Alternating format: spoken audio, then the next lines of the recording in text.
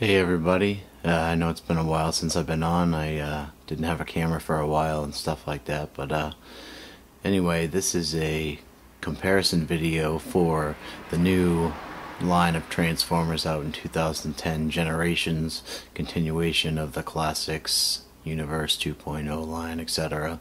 So what we're going to do in this video is more or less just compare the Botcon exclusive thrust with the Generations thrust. There you see the Generations thrust. It's just starting to pop up at retail now between $10 and $12, $13. You can find it in most retail outlets. And the Botcon thrust was part of the Transformers Timelines Games of Deception box set from 2007 Botcon. One of the best Botcon sets ever, in my opinion, where you had the 3 remaining Seekers that weren't yet done before the Henkei came out in 2007. We had Thundercracker, Dirge, Thrust, along with Dreadwind, a repaint of Jetfire, and Bugbite, the white repaint of Bumblebee. So there you see we have the Botcon exclusive thrust on the left and the Generations on the right. Now you'll notice in the paint, get in a little bit closer here just so you can get an idea, you see a bit more metallic on the right on the Generations thrust and a little bit more of a regular maroon, lighter maroon color on the Botcon version. There are also some other differences we're going to go over as well. Now, the way he comes in package, the VTOL wings on thrust, which make him be able to vertically take off, are mounted underneath the rear wings. Now again, this is the Henkei mold, and I understand why they did it. They kept it different from the Botcon mold.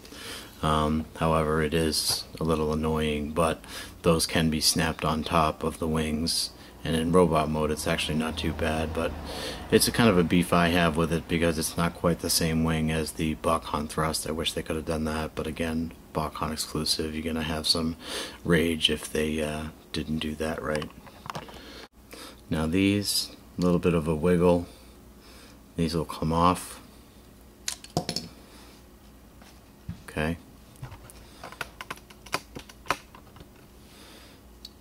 And then you can pop them onto the wings with the little peg in there, like this. Personally, if this was the only thrust I had, if I didn't have the Botcon one, I would probably keep it in this mode for jet mode. Why they kept it under the rear wings, I believe, was just to differentiate from the Botcon mold. So again, you can see, back this up a little, how that is. And again, we're going to compare that to thrusts from the Botcon set. So as you can see, there's a little bit of noticeable differences there.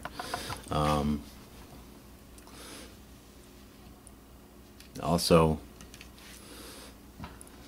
on the underside, you notice a lot more detailing on the Botcon one. The paint apps on the silver on the where the waist is going to be and things like that are a little bit more detailed, where the Generations is kind of dull. It's not bad, it's just a little bit dull, and Botcon's kind of known for its detailing and paint apps. And then you have the face of thrust, which appears to be a total gray, unpainted face, which I personally don't really care for, but hopefully you can see that. Now when you get to the Botcon thrust, you have his G1 likeness there with the black face and the yellow eyes, just like he was in G1. And there you can see the underneath a little bit better, side-by-side comparison. You can also notice how the VTOL on thrust is molded into the wing. It's not a snap-on piece like the Generations. It's actually molded right in there, just as G1 thrust was, which I really like. The Generations has more of a, it's the Henkei mold, so you get what you get. And to be honest, as a fan who almost had to sell all my Botcon toys and was down to just my Seekers. I did not have to end up selling this one.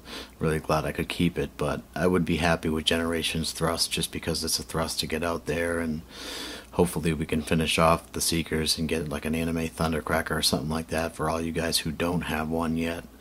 But anyway, onto this review. One more thing I wanted to show you on the launchers. You notice a little bit of black on here where you launch the missile. The missiles are different. Got the thicker style missiles on this one, as opposed to you have the the gray plastic here, and the missiles are maroon, the same color as the jet. Which in G1 the missiles did look more like this, but they were black with maroon launchers in the G1. There is a few other differences that are not too much. You get a little bit of yellow here in the Generations Thrust cockpit, as opposed to some silver there in the Botcon one. Again, it's personal preference, but moving on. Okay, so there you have them in their robot modes. I haven't quite yet put the missiles on and everything. I just wanted to point out a couple more things. You'll notice that thrust of the Botcon on the left is predominantly black in his base color, his wings, his arms, his intakes, his chest, and his rear wings.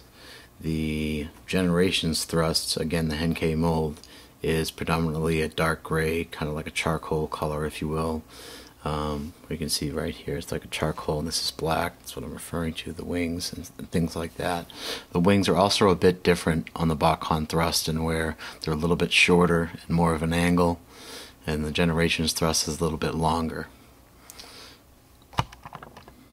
And there you see them with their launchers on. And again, on the right, we're going to focus on Generations Thrust here for a second. You'll notice he doesn't look that bad in robot mode. I mean, considering you'd have to pay upwards of $200 to get a Botcon Thrust alone, if you can even find one. I don't even believe there's one on eBay right now. You're talking $200, $225, possible bidding war. That's a lot of money to drop on one toy, when you can go out right now, as of today, and pick up this version of Generations Thrust, and he looks pretty decent in robot mode.